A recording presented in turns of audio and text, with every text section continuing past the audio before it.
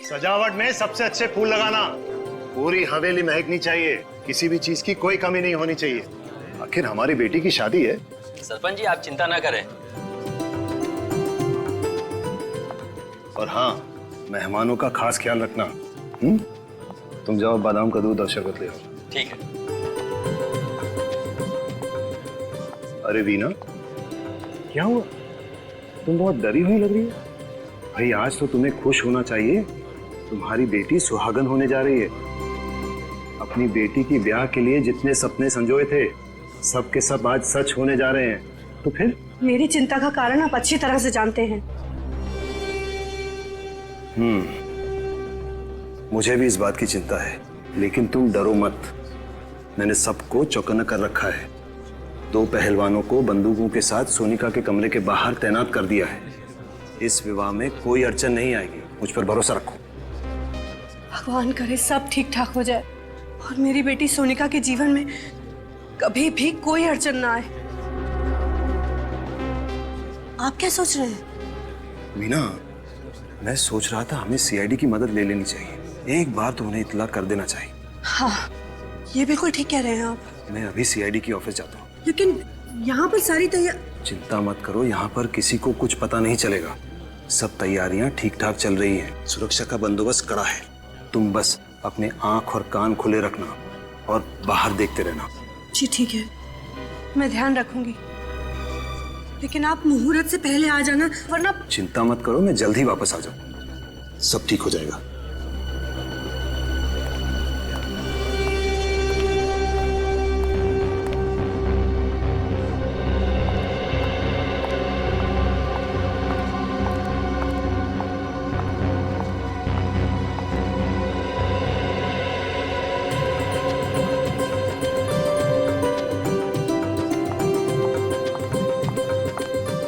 हे भगवान, ये टोकरी कौन यहाँ छोड़ गया है?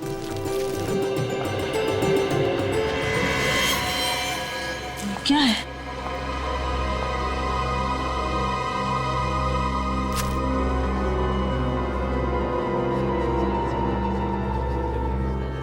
ये खून?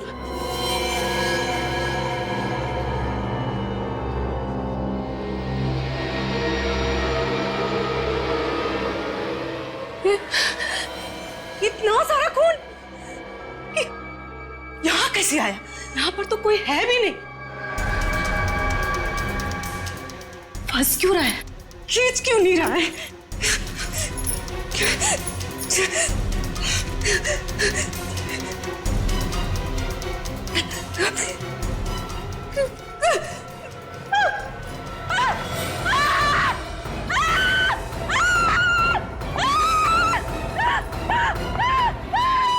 क्या हुआ? इतना चिल्ला क्यों रही हो?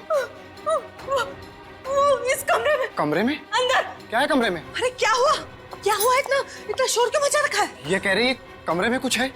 कमरे में कुछ है? क्या है कमरे में? आप लोग खुद ही चलकर देख लीजिए। अरे ऐसा क्या है कमरे में?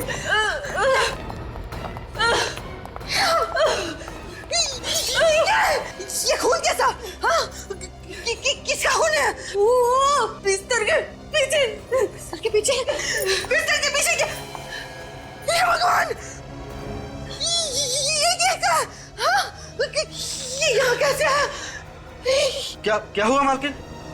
आप लोगों के होते हुए ये कैसे हो गया? हाँ? कैसे हो गया? मालकिन, हम तो अपनी जगह पर थे, हमें नहीं पता ये सब कैसे हुआ। एक मिनट। अगर आप लोग अपनी जगह छोड़कर आए तो फिर? हे भगवान! हटो मेरे रास्ते से! हटो! सर ये देखिए, उसकी बैंक की डिटेल्स और बाकी सारे फोटोग्राफ्स। ये देखो।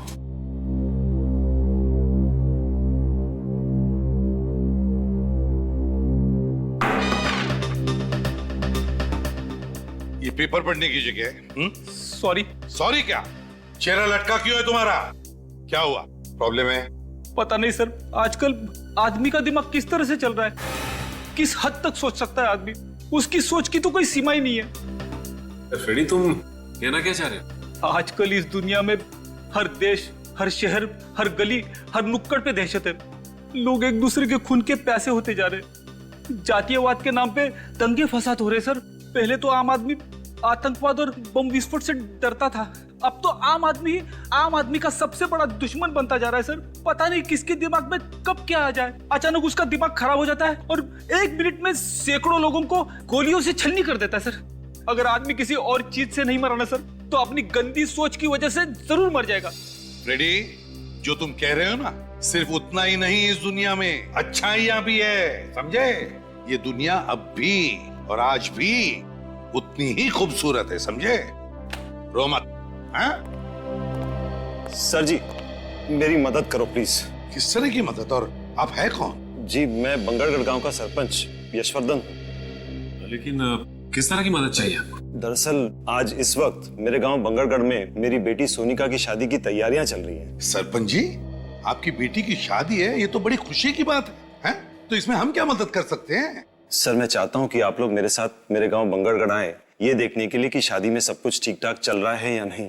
एक मिनट सरपंच जी, कहीं आप हमसे हिफाजत तो नहीं चाहते? जी देखिए, ये हिफाजत वाला काम हम लोग नहीं करते हैं। जी, मैं जानता हूँ, मगर मैंने आप लोगों के बारे में बहुत सुना है, बड़ी उम्मीदें लेके आया हूँ आप लोगों के पास। देखिए यशवर्धन जी, आप समझने की कोशिश कीजिए। अच्छा जी, तो इतना कीजिए कि आप लोग मेरे साथ मेरे गांव आइए, मेरी बेटी सोनिका की शादी में शामिल होइए, खाइए पीजिए, शादी का आनंद लीजिए, बस इतनी विनती है आपसे। सिर्फ यही वजह है, और तो कोई बात नहीं है यशवर्धन जी? जी नहीं।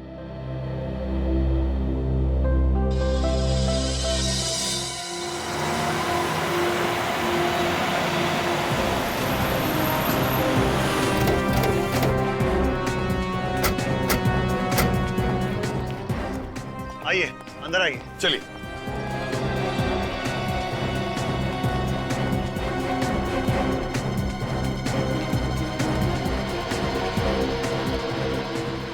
अरे सब लोग कहाँ हैं? वही तो है? हो क्या रहा है यशवर्धन जी? आप तो कह रहे थे कि शादी की तैयारियां चल रही है, फिर बाकी के लोग कहाँ हैं घर के? मैं भी यही सोच रहा हूँ सर, सब गए कहाँ? मेरा परिवार, रिश्तेदार, सारे मेहमान, कर्मचारी। जब मैं यहाँ से निकला था तो पूरे घर में चहल पहल थी। हे भगवान, मेरी बच्ची। ये आवाज, ये तो किसी की रोने की आवाज है। लगता है घर के पीछे से आ रही है, चलो देखते हैं। हाँ, ये आवाज घर के पीछे से ही आ रही है। हे भगवान, मेरी गैरहाजिरी में कहीं कोई अनर्थ तो नहीं हो गया? यहाँ से आइए। हे भगवान, यहाँ पर सोनिका! अरे हे भगवान! सोनिका, सोनिका, सोनिका, ये क्या हो गया? आपने आने में बहुत देर कर दी। हमारी बच्ची सोनिका में हमेशा के लिए छोड़कर चले। आप जरा प्लीज पीछे हटिए। सोनिका!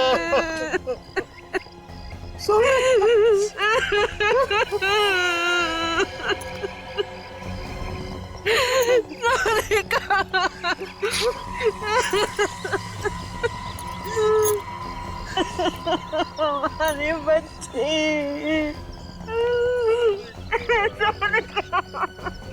लगता है किसी ने ऊपर से इसे धक्का दिया है।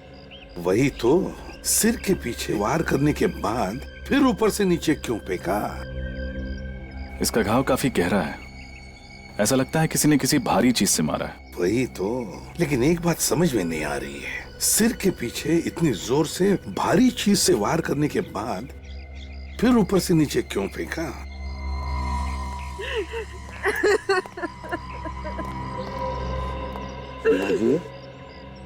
देखिए, मैं समझ सकता हूँ कि ये सही वक्त नहीं है आप लोगों के साथ कुछ बात करने का या सवाल पूछने का, मगर अगर हमें खोनी को पकड़ना है तो आपको थोड़ी सी हिम्मत रखनी पड़ेगी, हमारे सवालों का जवाब देना पड़ेगा।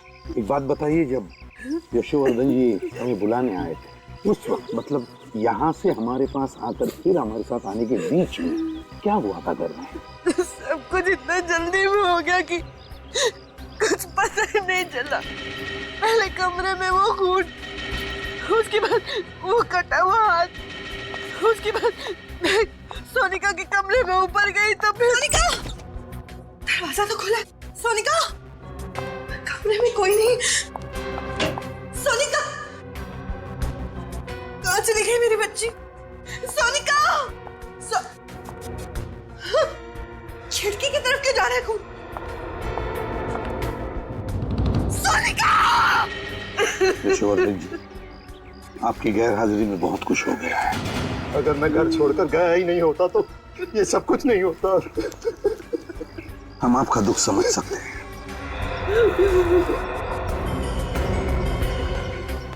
तुम लोगों को अपनी जगह छोड़नी नहीं चाहिए थी। गलती होगी साहब, उस वक्त नीचे से चीखने की आवाज आ रही थी। साहब उस समय समझ में नहीं आ रहा था कि हम क्या करें। हमें ऐसा लगा कि नीचे हमारी ज्यादा जरूरत है, इसलिए हम नीचे चले गए साहब।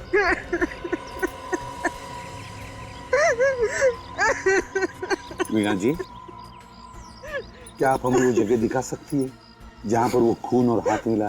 प्लीज। जी इस तरफ से। ये रहा खून।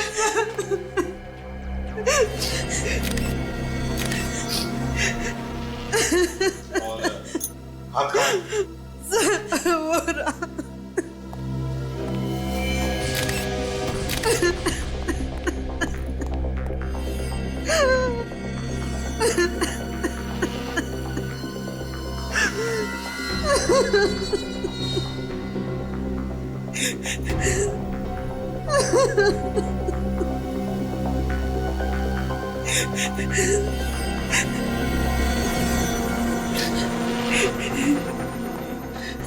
वीणा जी, यशोवर्धन जी, ये हाथ और ये खून दोनों भी नकली है। ये सब कुछ नकली है? जी हाँ, नकली है। सर लेकिन ये नकली हाथ और नकली खून यहाँ पे क्यों डालेगा कोई? सचिन, ये जो खूनी है ना, इसने जानबूझकर ये नकली हाथ और ये नकली खून इस कमरे में डाल दिया, ये सोचकर कि इसे देखते ही इस शादी से भरे घर में भगदड़ मच जाएगी, हंगामा हो जाएगा और सारे लोग यहाँ पर इकट्ठे हो जाएंगे, यहाँ तक के पहलवान भी। और बस इसी वक्त का फायदा उठाकर वो सोनिका का खून करेगा। सर ये जो कोई भी है बहुत ही चालाक मालूम पड़ता है।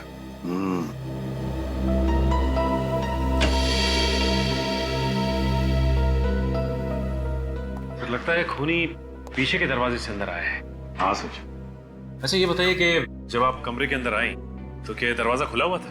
हाँ साहब, खुला हुआ ही था। लेकिन उसे अंदर आते हुए किसी ने देखा कैसे?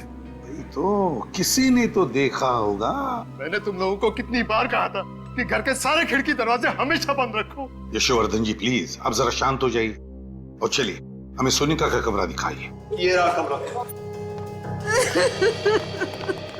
माय गॉड,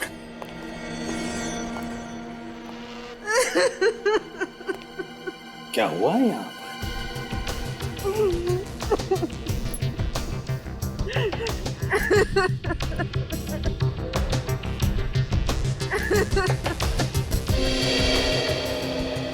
ये क्या है?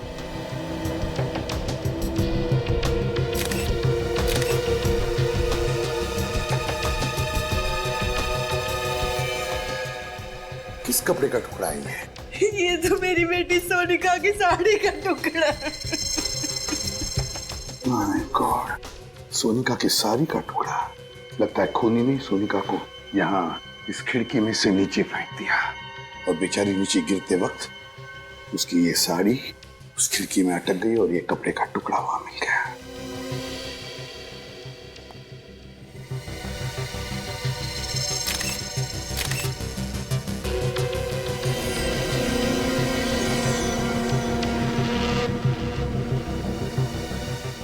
सर ये खून लगा हुआ वास उधर कबोर्ड के नीचे। खून लगा हुआ वास? मीना जी, क्या ये वाज आपके घर का है? नहीं सर, ये हमारे घर का नहीं। नहीं जी नहीं। तो इसका मतलब है खूनी ये वाज बाहर से लेकर आया और फिर इसी वाज से सोनिका के सिर पर पीछे से वार कर दिया। हे भगवान, हम गांव वालों से क्या गलती हो गई? एक कैसा श्राप दे दिया तूने? हमारी बेटी को भी खा गया ये श्राप। एक मिनट यशोवर्धन जी, क्या कहा आपने? श्राप? कैसा श्राप? किस श्राप की बात कर रहे हैं आप यशोवर्धन जी? होता क्या है इस श्राप से, जरा बताइए। इस श्राप की वजह से जिस दिन हमारे गांव में किसी भी लड़की की शादी होती है, उसी दिन उस लड़की की मौत हो जाती है। ऐसा होता है इस श्राप से? कब से सिलसिला चल रहा है इस शराब का? ये कई सालों से इस शराब की वजह से हमारे गांव में किसी भी लड़की को शादीशुदा जिंदगी का सुख नसीब नहीं होता। हमारे गांव में हर पिता, हर भाई डर डर के जीता है। आप लोग सच में शराब जैसी चीजों पर यकीन करते हैं? जी, ये बिल्कुल सही कह रहे हैं। हमारे गांव में इस तरह की वारदातें कई सालों से हो रही हैं। हाँ साहब, सरपंच जी बिल्कुल सही कह रहे हैं। हमने कई बार देखा है दुल्हनों को अपनी नजरों के सामने दम तोड़ते हुए।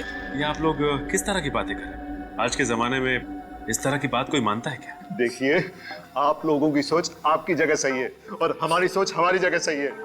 किसी भी सोच को सही या गलत करार नहीं दिया जा सकता। अच्छा चलो, मान लिया, लेकिन ये जो भी शराब वाप है, इसकी वजह क्या है? क्या है वजह इसके पीछे? ये एक रहस्य है जिसके बारे में किसी भी गांव वाले को कुछ पता नहीं। कोई भी नहीं जानता, और फिर भी आप लोग विश्वास कर रहे हैं इस पर, हैं? यशोवर्धन जी, आपसे एक आखिरी सवाल पूछता हूं मैं। अगर आपका इतना विश्वास है इस शराब पर, तो फिर आपने अपनी बेटी की शादी इसी गांव में क्यों की? कहीं और जगह जाकर करवा देते? बताइए। हम कभी नहीं करना चाहते थे, लेकिन सोनिका की जिद थी कि अगर उसकी डोली उठेगी तो इसी गांव से, इसी घर से उठेगी। उसकी जिद के आगे हमें झुकना पड़ा और हमने शादी की तैयारियां भी शुरू कर दी। हमने उसे बचाने की हर कोशिश की, लेकिन ये श्राप हमारी बच्ची को निकल गया। नहीं वीणा जी, देखिए, ये श्राप वाप कुछ नहीं होता, सब झूठ है ये। मेरी बात पर यकीन कीजिए, इसके पीछे कोई और है, कोई ऐसा शख्स जो सालों से आप में दहशत फैला रहा है इस श्राप के आड़, समझा? और हमें यही पता लगाना है कि है कौन ये, और हम पता लगा कर रहेंगे ही। एक बात बताइए, आपकी बेटी की शादी की तैयारियों की कोई वीडियो रिकॉर्डिंग वगैरह की है आपने? जी हाँ, है। तो ये वीडियो रिकॉर्डिंग हमें दीजिए। और सचिन, पता लगाओ इस गांव में ऐसी कितनी लड़कियां हैं, कितनी दुल्हनें जिनकी इस तरह की मौत हुई है, और उनके बारे में पूरी जानकारी निकालो। सर, मिल गया सचिन जानकारी, सीडी सब कुछ? हाँ सर, सीडी भी मिल गई है और शादी की जानकारी भी। वेरी गुड, लगाओ सीडी जल्दी। दया, कुछ तो जरूर पता चल जाएगा सारा चक्कर क्या है। सर, मुझे तो लगता है ये सारे खून उसी श्राप की वजह से हो रहे। चुप रहो फ्रेडी। फ्रेडी, आइंदा अगर श्राप शब्द तुम्हारे मुंह से निकला ना, तो समझ लेना कि तुम्हारी हमेशा के लिए ट्रांसफर इस बांगड़गढ़ में होगा। नहीं सर, ऐसा मत करना सर। चुप, आइंदा ये शब्द तुम्हारे मुंह से निकलना नहीं चाहिए। कौन सा? श्राप। हाँ,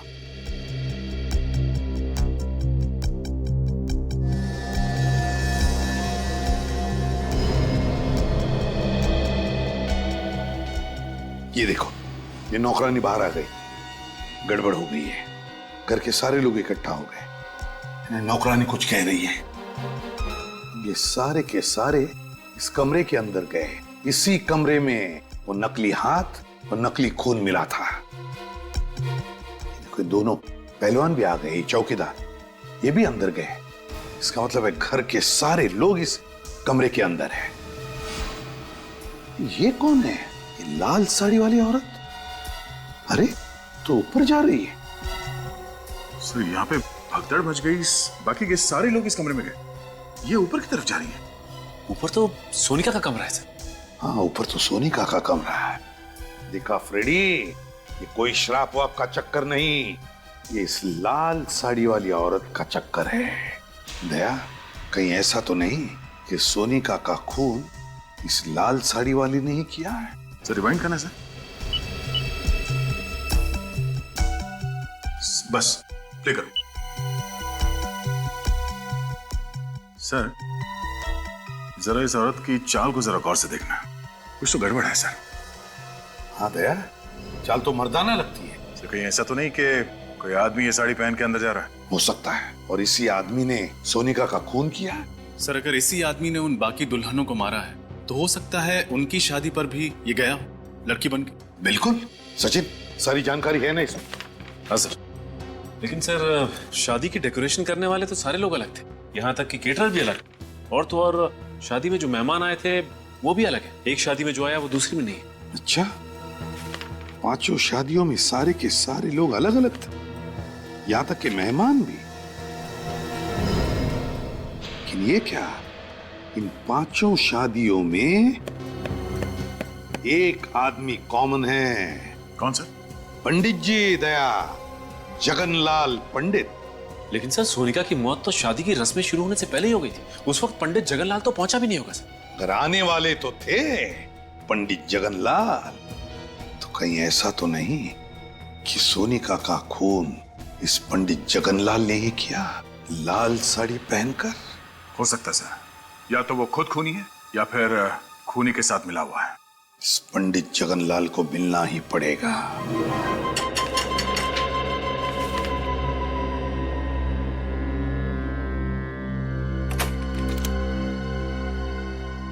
आप लोग सीआईडी से है ना?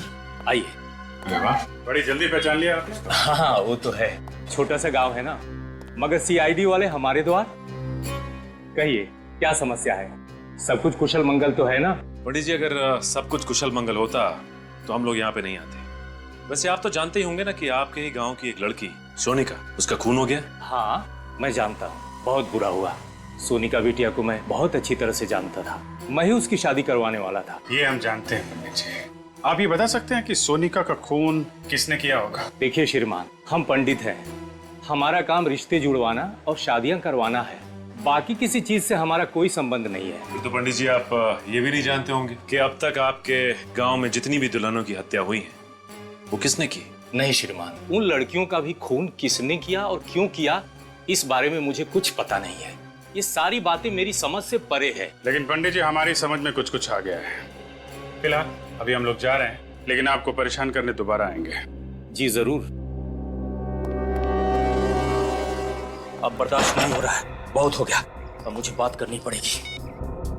हेलो, बात करिए उससे मेरी। हाँ उसी से। देखो सीआईडी वाले आए थे मेरे घर पर, पूछताछ कर रहे थे। देखो बर्दाश्त नहीं होता मुझसे।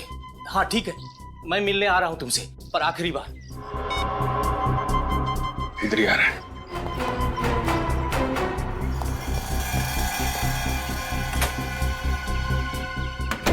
हे प्रभु, रक्षा करना मेरी। ये किस धर्म संकट में डाल दिया।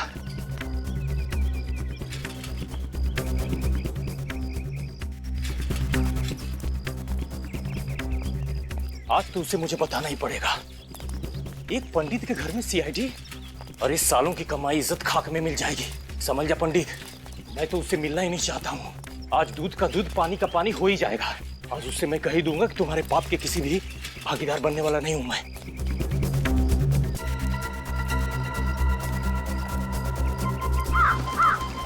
अभी तो यही था सर, अचानक गायब हो गया। कहीं नजर नहीं आ रहा है। देखो यहीं कहीं आसपास छुपा होगा। सर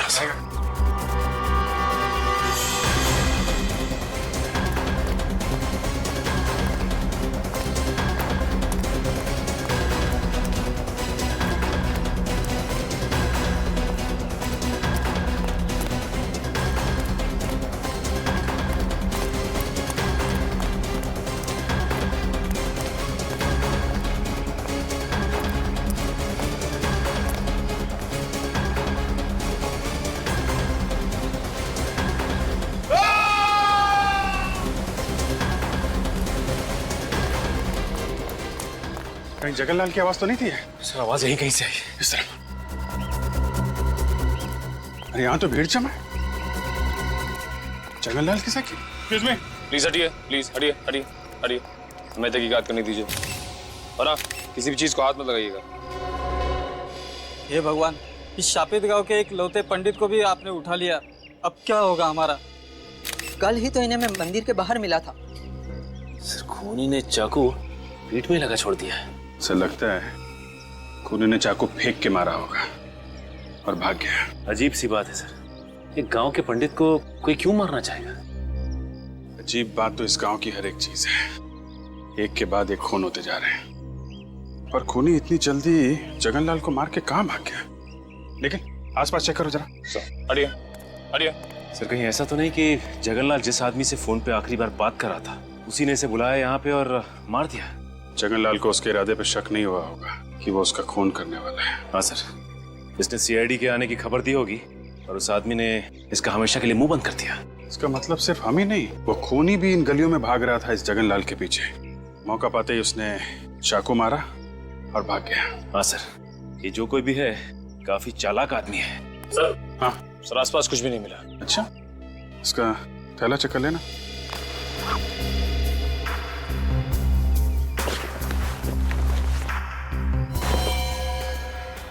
मोबाइल चेक करो, आखिरी कॉल किसको किया था? सर आखिरी नंबर तो कोई लैंडलाइन नंबर है। लैंडलाइन लगा लो। रिंग तो बज रही है सर। सर घंटी यहाँ भी बज रही है कहीं पे। कट करना, फिर से लगा।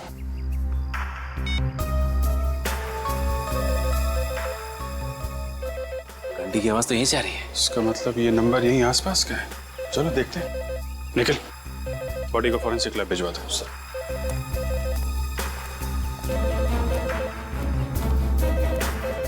आवाज यहीं से आ रही है।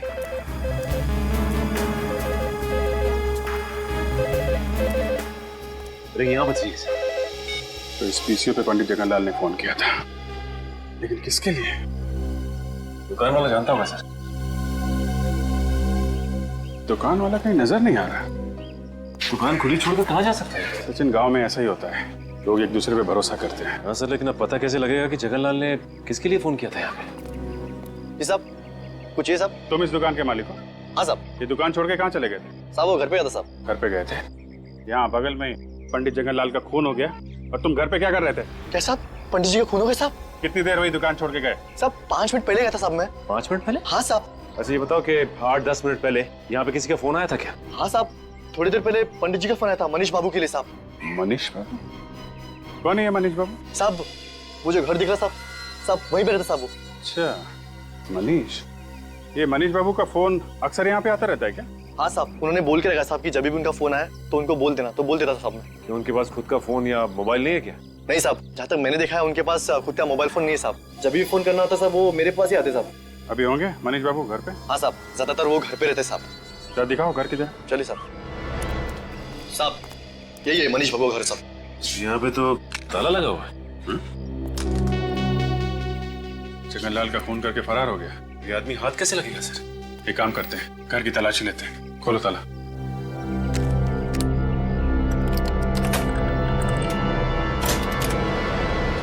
यहीं खड़े रहना। जी साहब।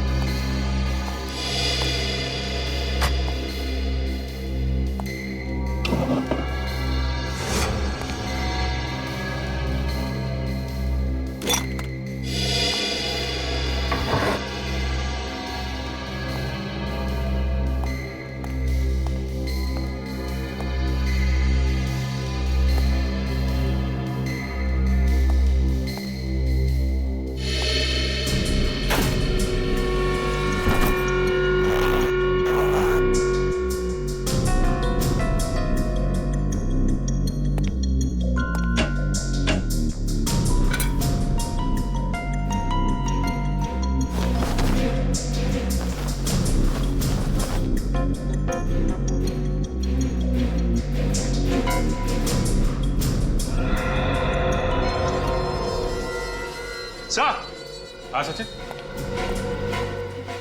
सो ये देखिए, ये साड़ी। ये साड़ी? ये तो वही साड़ी है ना जो सोनिका के कातिल ने पहनी थी। हाँ सर, और हमने फुटेज में ये भी देखा था कि एक आदमी इस साड़ी को पहन के सोनिका के कमरे में घुस रहा था। इसका मतलब मनीष ने सोनिका का खून किया है। उसने पंडित जगनलाल का भी खून किया है। कहीं ऐसा तो नहीं कि इस गांव में जितनी दुल्हनों की हत्याएं हुई हैं, इन सब के पीछे ये मनीष ही है। एक काम करो, देखो और कुछ मिलता है क्या।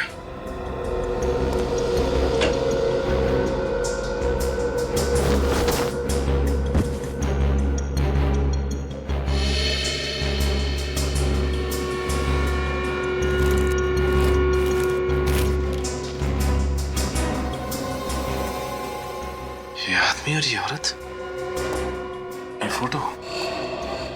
सर इस औरत को मैंने कहीं देखा है। देखा? कहाँ देखी है? याद करो सर। सोनिका के कमरे में जो फोटोग्राफ्स थे, उसमें ये लड़की भी थी। सोनिका के घर पे? इसका मतलब सोनिका इस औरत को जानती होगी। और ये आदमी भी था फोटो में? सर ये आदमी तो नहीं था। फिर ये कौन है? जरा उस दुकान वाले को बुला। भाई साहब जरा अंदर आइए। जी साहब। अरे देखो, ये आदमी मनीष है। नहीं साहब, ये मनीष बाबू नहीं है साहब।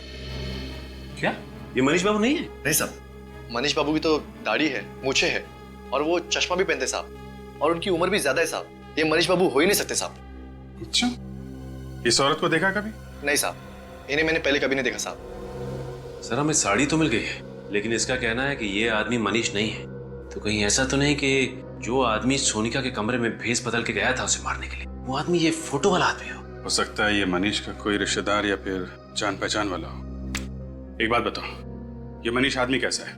मनीष बाबू को इस गांव में आए हुए 1 साल हुआ है। मैं उनके बारे में इतना कुछ नहीं जानता साहब। वो यहाँ पे अकेले रहते थे या इनके साथ कोई और भी रहता था? हाँ साहब, अकेले रहते थे साहब। अकेले?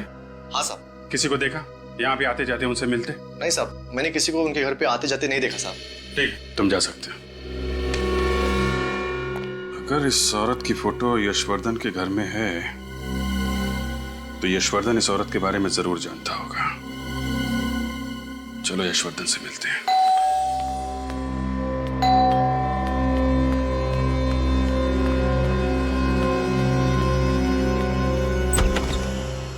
आप लोग आइए, कहिए क्या बात है?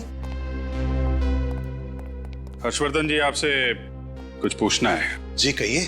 कि इस औरत को पहचानते हैं?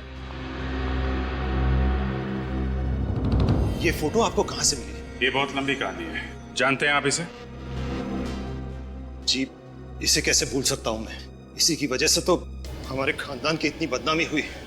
नाक कटवा दी थी इसने, हमारी बिरादरी में किसी को मुंह दिखाने लायक नहीं छोड़ा था। ऐसा क्या किया इन्होंने? और है कौन ये मेरी चचेरी बहन थी, शिवानी। चचेरी बहन? जी हाँ, अब जिंदा नहीं है। मार डाला मैंने इसे। आपने मार दिया इसे? जी हाँ।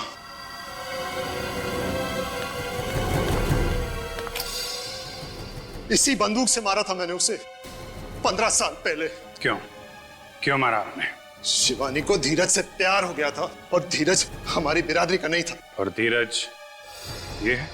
जी हाँ, यही है धीरज। इसी को लेकर आई थी यहाँ, मुंह काला करके, लाल टीका लगवाने, हमारा आशीर्वाद लेने। बाबा, ये धीरज है। इससे शादी करके मैं अपनी पूरी जिंदगी इसके साथ बिताना चाहती हूँ। शिवानी, इसे जीवन बिताना नहीं, जीवन बर्बाद करना कहते हैं। ये क्या कह रहे हैं आप? बेशरम, तू हमारे खानदान का नाम बर्बाद करना चाहती है? बाबा, आप कैसे सोच सकते हैं कि मैं ऐसा कोई कदम उठा सकती हूँ? बाबा, धीरज बहुत अच्छा लड़का है, आपको भी बहुत पसंद आएगा। बाबा, मैं तेरी हिम्मत कैसी हुई ऐसी बात करने की?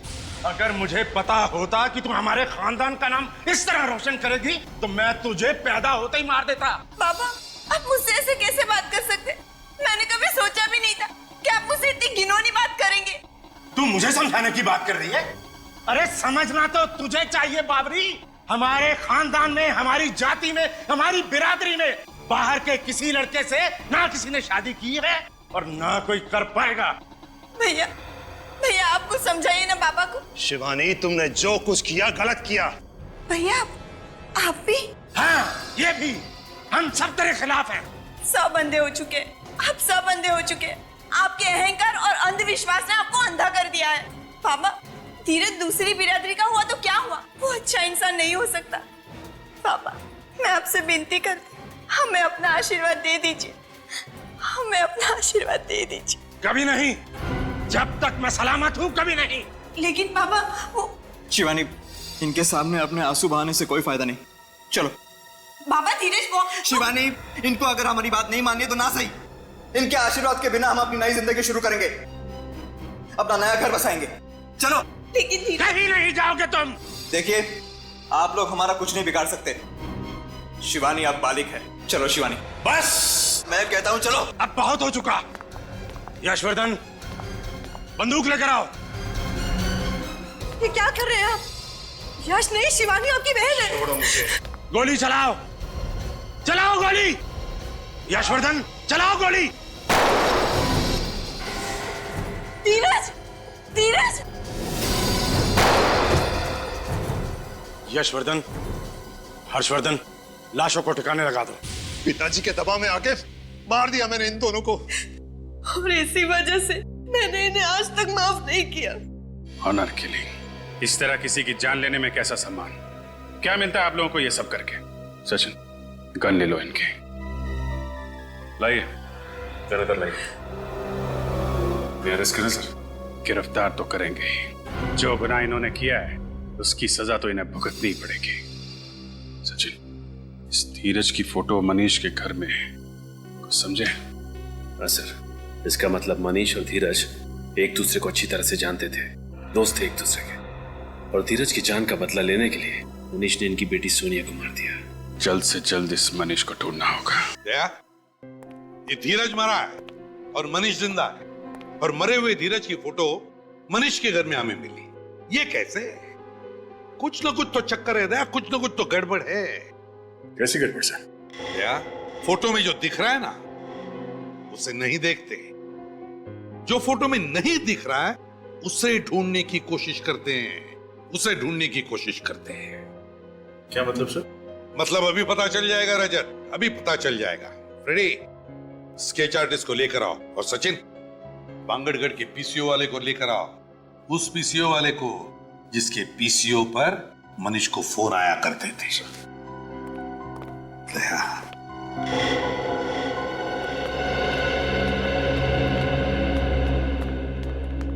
आइए। एक्चुअली सबने स्केच आर्टिस्ट को क्यों बुलाया? अभी पता चल जाएगा। ये चेहरा देखो, हम चाहते हैं कि ये चेहरा बनाया।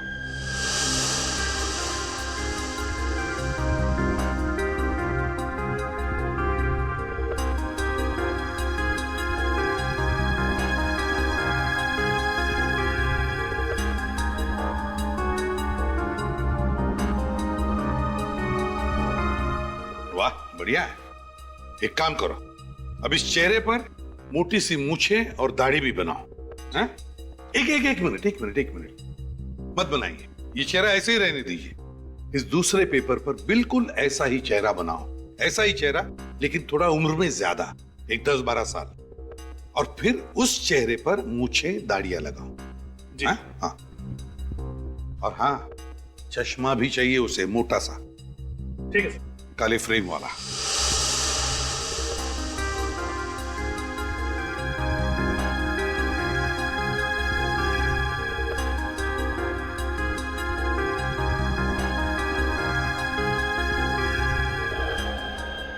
देखा दया, मेरा शक सही निकला। ये मनीष ही धीरज है? हाँ साहब, यही मनीष बाबू है साहब। एक सेकंड, ये आदमी तो उस दिन भीड़ में था जब हमने सोनिका की लाश देखी थी। इसका मतलब है आज का मनीष मरा हुआ धीरज है। मगर सर, धीरज को तो गोली लगी थी, फिर वो बच कैसे गए? इसका मतलब धीरज कभी मरा ही नहीं और मनीष बाबू बनकर सबकी आंखों में धूल झोंकता रहा। एग्जैक्टली। हमें किसी तरह से इस मनीष को पकड़ना होगा। मनीष उर्फ धीरज को ढूंढेंगे कैसे सर? ढूंढेंगे फ्रेडी, ढूंढेंगे। फिर से बांगड़गढ़ गांव में शादी होगी, दुल्हन सजेगी, और ये बाराती भी आएगा।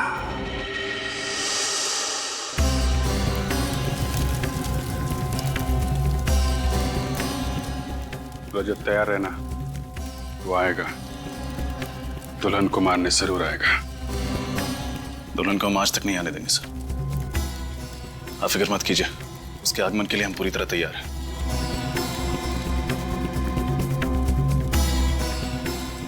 पंडित जी, याद है ना विघ्न आने पे कौन सा मंत्र पढ़ना है? जी साहब, मालूम है।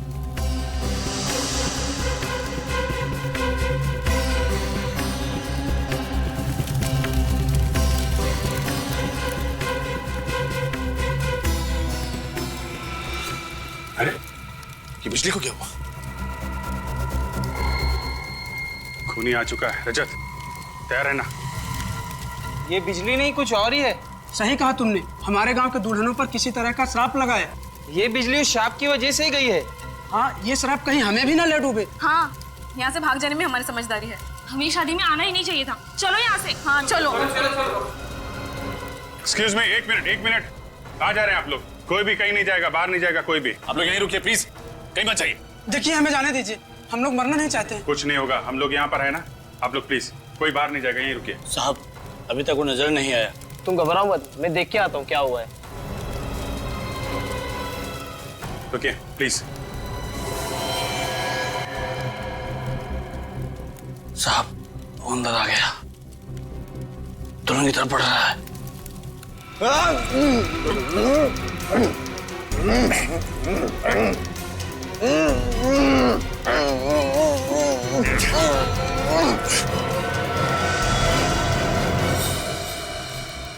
अरे तुम दुल्हन नहीं हो? जी हाँ, तुम्हें क्या लगा तुम्हारे यहाँ तो एक दुल्हन और मारी जाएगी?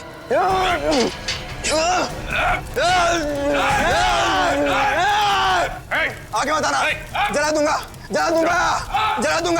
सबको जला दूंगा। मैं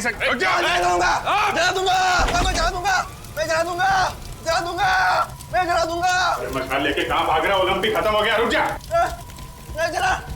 कहाँ जा रहा है? जला मैं, हाँ अपने आप को जला दूंगा।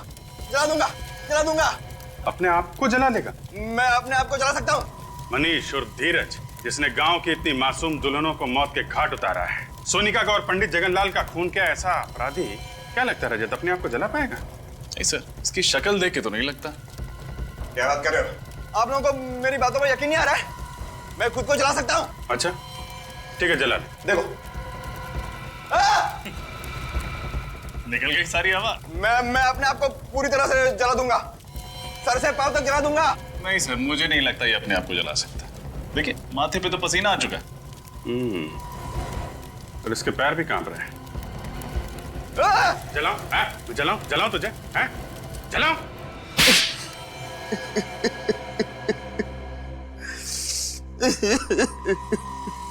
मनीष उर्फ धीरज, बताओ क्यों किया तुमने ये सब?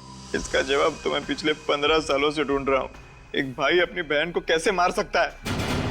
एक बाप अपनी बेटी की खुशियों का गला कैसे घोट सकता है? क्यों दो प्यार करने वालों को लोग जीने नहीं देते? मैं अपनी शिवानी के साथ आशीर्वाद लेने उसके घर गया था और मिला क्या? धीरज! तुम बच कैसे गए? जिसको राम राखे उसको कौन चाखे। एक गांव वाले ने यशवर्धन और हर्षवर्धन को मुझे और शिवानी की लाश को ठिकाने लगाते हुए देख लिया था जंगल में। उसी ने मुझे बचाया। कई सालों तक मैं बेहोश था और जब होश में आया तो मुझे शिवानी की मौत की खबर मिली और मैं गुस्से से पागल हो गया और मैंने सोचा कि मैं बदला लूंगा। बदला लेने के लिए तुमने पांगड़गढ़ गांव की सारी दुल्हनों को मार दिया। हाँ, और इसी वजह से गांव वालों के मन में श्राप का डर और भी गहरा होता गया। हाँ, आप लोगों की वजह से मुझे बहुत परेशानी हुई, लेकिन मकसद तो पूरा करना ही था।